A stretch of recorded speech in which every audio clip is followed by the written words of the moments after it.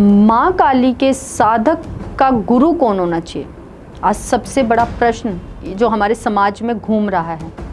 बहुत सारे लोग मुझे लाइव में जब मैं जाती हूँ तो प्रश्न करते हैं कि दीदी गुरु कौन होना चाहिए, गुरु कैसा होना चाहिए। फिर उनका दूसरा प्रश्न ये भी होता है कि क्या माँ काली की शक्तियों को बिना गुरु के चलाया जा सकता है। फिर वो बच्चे ये भी पूछते हैं कि अगर माँ काली की साधना या माँ काली का मंत्र बिना गुरु के किया जाए तो संकट आते हैं। आज मैं आप सबके इन्हीं प्रश्नों का जवाब लेकर आई। तो सबसे पहला प्रश्न कि गुरु कौन होना चाहिए, गुरु कैसा होना चाहिए। मैं आप सबसे एक बात पूछती हूँ, आप होते कौन है गुरु का चयन करने वाले? गुरु कौन होना चाहिए? क्या आप गुरु धारण की अवस्था में हैं? आप एक शक्ति जो विग्रह रूप में स्थापित है, आप उसके साथ नहीं रह सके। आप बार बार बदलते रहे विग्रहों को, आप बार बार अलग अलग शक्तियों के पूजन में लगे रहे। जब आप एक जो बोल नहीं रहा विग्रह, आप उसकी उपासना, उसकी आराधना नहीं कर सके, तो क्या आप गुरु की धारण की अवस्था में हैं? मैं आप सबसे प्रश्न पूछना चाहती हूँ, गुरु कौन होना चाहिए? प्रश्न ये नहीं है, पहले स्वयं से ये पूछें क्या मैं गुरु धारण अवस्था में हूँ। आजकल लोग रिश्तों में नहीं रहना चाह रहे हैं, पति पत्नी के साथ नहीं रहता, बहुएं सास के साथ नहीं रहती, बेटी बाप के साथ नहीं रहना चाहती। पहले बड़े परिवार थे, फिर छोटे हुए। अब परिवार छोटे नहीं, हर इंसान अलग हो गया, अकेला हो गया, अंदर से अकेला हो गया। तो ये मत ढूंढिए कि गुरु कौन होना चाहिए। बहुत से साधक तो ये भी कहते हैं कि गुरु गीता पढ़ो, उससे आपको पता चलेगा गुरु कैसा होना चाहिए। नहीं, पहले अपने अंदर के विकारों को खत्म करो, अपने अंदर से लोभ, क्रोध, अहंकार, लालच खत्म करो, और तब देखो कि क्या आप गुरु धारण अवस्था में हैं। अपने अंदर ही आपको देखना है। जब आप शांत रूप से किसी भी शक्ति की पूजा उपासना में लगे रहते हैं तो शक्ति स्वतः ही आपको आपके गुरु से मिलाती है। क्या आप कहते हैं कि गुरु कौन होना चाहिए? क्या आप के अंदर वो क्षमता आ गई है कि आप एक मनुष्य के साथ, वो भी मनुष्य ही होंगे जो आपके गुरु होंगे, आप उनकी हर बात को पत्थर की लकीर मानकर जीवन भर उनके साथ रह सकते हैं? क्या आपके अंदर ये क्षमता आ गई? आपने देखा, आपने जाना अपने अंदर की चीजों को, अपने अंदर को आपने टटोला। तो मैं आप सबसे एक बात कहना चाहती हूं, जो अपने अंदर जाके बिना गुरु धारण करेगा वो सदैव भटकता रहेगा, गुरु बदलता रहेगा। ऐसे व्यक्ति अपना बेड़ा गर्क तो करते ही हैं, जो साथ वाले लोग होते हैं उनका भी करते हैं। क्योंकि जब कोई व्यक्ति गुरु पर एलिगेशन लगाता है, गुरु बनाता है, उस पर एलिगेशन लगाता है, उसकी चीज़ों को बुरा कहता है, तो उस पर एक ऐसा गुरु दोष आ जाता है जो जन्म जन्मांतर तक इस सृष्टि में कोई भी उस गुरु दोष को काट नहीं सकता। आप कभी सुख की प्राप्ति नहीं कर सकते, क्योंकि जब शक्तियों की पूजा होती है और जब गुरु की पूजा होती है तो जीवन और मरण उन्हीं के साथ होना चाहिए। कि कुछ भी हो जाए, मुझे अपनी शक्ति के साथ रहना है, मुझे अपने परमपिता परमात्मा के साथ रहना है, सुख हो दुख हो। बहुत से लोग ऐसे होते हैं, विचलित हो जाते हैं, फिर गुरु बदलने लगते हैं, सोचते हैं कि अरे यार यहाँ से काम नहीं बना, वहाँ से बन जाएगा, वहाँ से नहीं। आप लोगों का काम कहीं से बन ही नहीं सकता। जो एक गुरु पर टिक कर नहीं रह सकते उनके काम कभी नहीं बनते।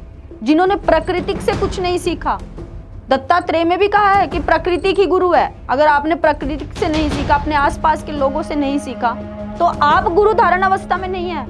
आप ये प्रश्न मत करिए कि गुरु कौन होना चाहिए और गुरु कैसा होना चाहिए।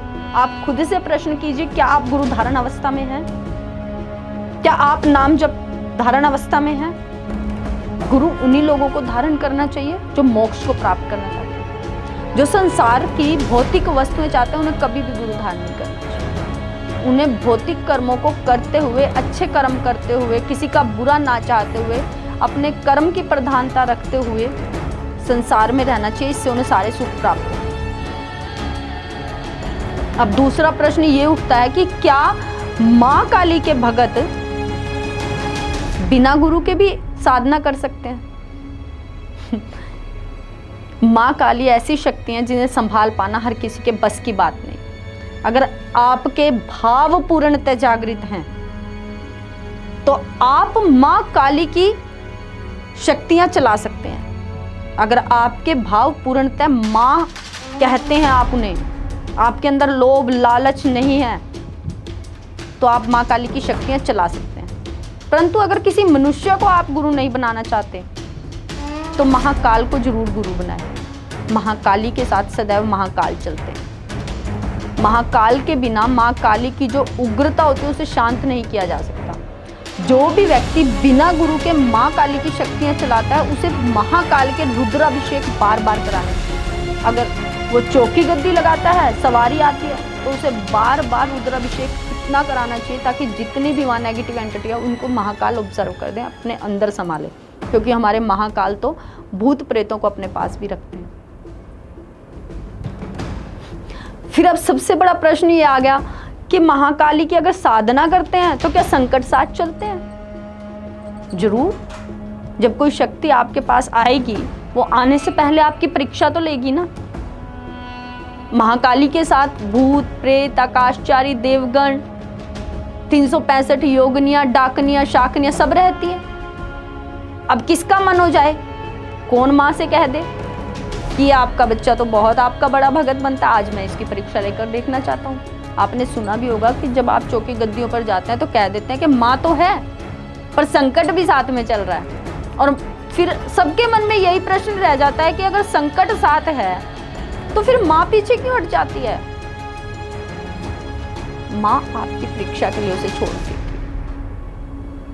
और जो व्यक्ति परीक्षा दिए बिना चौकी गद्दी पर जाता है वो जिंदगी भर पूरी दुनिया की चौकी गद्दियों पर घूमता रहता है और वो यही कहता है कि मेरा काम वहाँ से बना था, फिर उसके बाद बनना बंद हो गया, वहाँ से बना था और फिर वहाँ से भी बनना बंद हो गया। जो इंसान भटक जाते हैं उन्हें संसार में कोई रास्ते पर नहीं ला सकता, स्वयं परमपिता परमात्मा भी नहीं।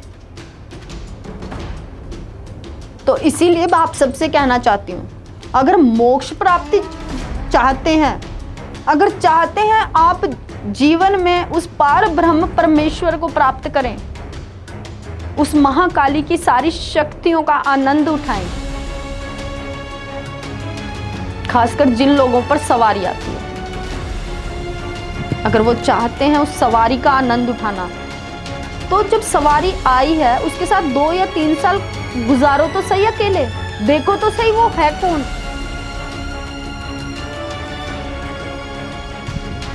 तो अगर आप चाहते हैं ऐसा, आप चाहते हैं आपकी शक्तियां आपके साथ सदैव चलें, आप चाहते हैं आप पर कभी गुरु दोष ना आए, आप चाहते हैं मोक्ष की प्राप्ति, आप चाहते हैं पार ब्रह्म परमेश्वर को प्राप्त करना, तो पहले अपने अंदर के विकारों को खत्म करें। उसके बाद आप गुरु धारण करें, उसके बाद आप माँ काली की सेवा करें, उसके बाद आपके साथ संकट कोई भी नहीं चलेगा। मिलते हैं आप सबको नेक्स्ट वीडियो में। लाइक करें, सब्सक्राइब करें। जय माता दी।